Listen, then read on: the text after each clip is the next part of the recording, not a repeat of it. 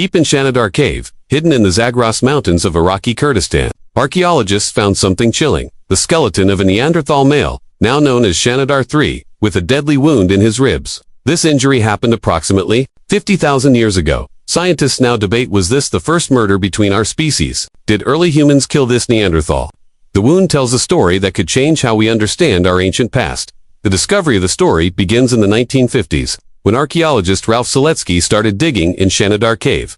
With a triangle entrance 25 meters wide, sitting high on Bradost Mountain and overlooking the Greater Zab River, the site was ideal for exploration. Seletsky first explored in 1951, returning in 1953 with support from the Smithsonian Institution. His team dug a huge trench down 14 meters to bedrock, uncovering layers of history from modern times back to the Middle Paleolithic period. The most exciting finds came from the bottom layer, Layer D, which contains stone tools typical of Neanderthal culture. Between 1957 and 1960, they discovered several Neanderthal skeletons.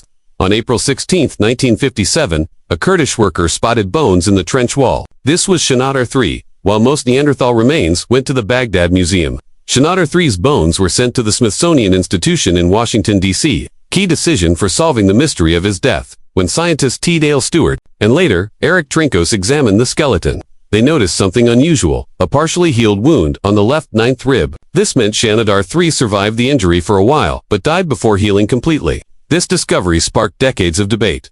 How did he get this wound? Who or what caused it? And what might it tell us about how Neanderthals and early humans interacted? The victim, who was Shanidar III. Careful analysis of his skeletal remains allowed scientists to build a profile. He was a mature adult male, estimated to be between 40 and 50 years old, relatively old for a Neanderthal. He stood about 1.69 meters, 5'6" tall, and had the robust build typical of Neanderthals: thick bones and powerful muscles. Analysis of his arm bones shows well-developed muscle attachment sites, especially in the shoulders and chest. Like many Neanderthals who reached old age, Shanidar III had degenerative joint disease, particularly in his right ankle from an earlier injury that had healed but limited his movement.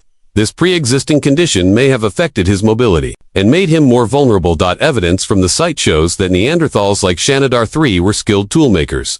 They produced Mousterian stone tools, including Lavawa points used as weapons. They processed animal hides, with cut marks on bones matching patterns of skinning and tendon removal. But it's his death that continues to captivate scientists. While examining his remains, researchers discovered something that would transform Shanidar III into the center of a prehistoric forensic investigation. The wound. The key to solving this ancient cold case lies in the wound found on Shanidar III's left ninth rib.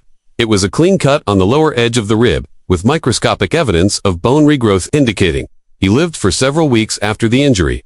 A weapon had pierced his chest cavity, likely damaging a lung. This could have caused a collapsed lung or an infection, both potentially fatal without antibiotics. The wound's angle and shape are crucial clues. It came in at a roughly 45-degree downward angle, suggesting Shanidar III was standing when attacked, and that the attacker was either above him or threw a weapon from a distance. The clean cut, without much crushing or fracturing, suggests the weapon had a sharp edge but wasn't used with massive force. To test theories about the weapon.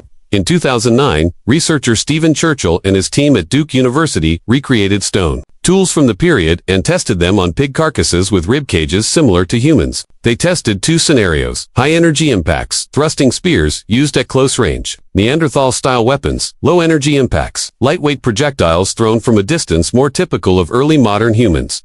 High-energy impacts caused severe damage, with multiple broken ribs and bone fragments. Low-energy impacts made cleaner punctures. Shanidar III's wound matched a low-energy injury, adjusting a projectile weapon more consistent with modern human technology. That we understand the wound. Who might have attacked Shanidar III? Three possibilities exist: an accident, perhaps he fell onto something sharp or was injured while hunting. But the precise nature of the wound makes this unlikely. Another Neanderthal fights among Neanderthals over food, territory, or mates. Were possibly Homo sapiens, the most intriguing theory. Shanidar III died just as early modern humans were entering Western Asia territory, long dominated by Neanderthals. Weapon technology supports this theory. While Neanderthals primarily used thrusting spears, Homo sapiens had developed projectile technology, lightweight spears thrown from a distance, possibly with spear throwers. Although we can't know the attacker's identity for certain, the timing and technology suggest that this could be the earliest forensic evidence of interspecies conflict. Species in conflict. By around 100,000 years ago, early modern humans had begun migrating out of Africa. By 50,000 years ago, they were well established in Western Asia and starting to expand into Europe as humans expanded. Neanderthals declined, going extinct in most places by 40,000 years ago. What happened when the two species met? Did they coexist peacefully? Did they interbreed? Or did competition and conflict erupt? We know interbreeding occurred. Most people of Eurasian descent carry 1 to 2% Neanderthal DNA, but this doesn't rule out competition or violence. Violent humans had more diverse diets, advanced tools, wider social networks, and possibly more complex symbolic thinking. These advantages may have helped them outcompete Neanderthals, especially during the harsh Ice Age climate swings. The case of 3 offers a glimpse into this possible competitive relationship. Anthropologist Pat Shipman calls it the invader's advantage. Other possible cases of violence between the species exist, like a Neanderthal in Saint-Cézanne, France, with a healed skull fracture dating to about 36,000 years ago.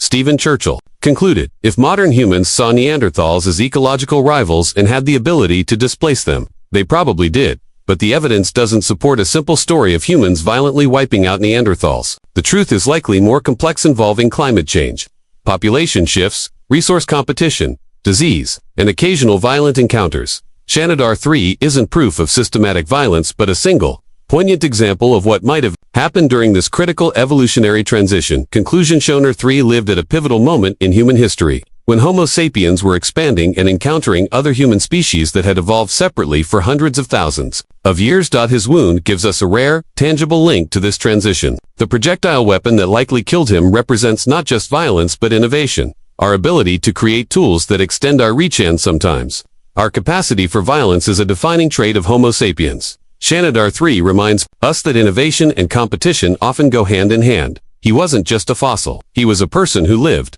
hunted, suffered, and died. And so was his attacker, someone using their culture's tools to survive in a harsh, competitive world. The investigation continues. In 2018, new excavations by the University of Cambridge uncovered another Neanderthal skeleton, Shanidar, Xenir, the famous flower burial. As modern science continues to unearth the past, the case of Shanidar 3 stands as a powerful reminder. Even the coldest cold cases can still speak to us. A possible murder, 50,000 years old, at the dawn of the human journey.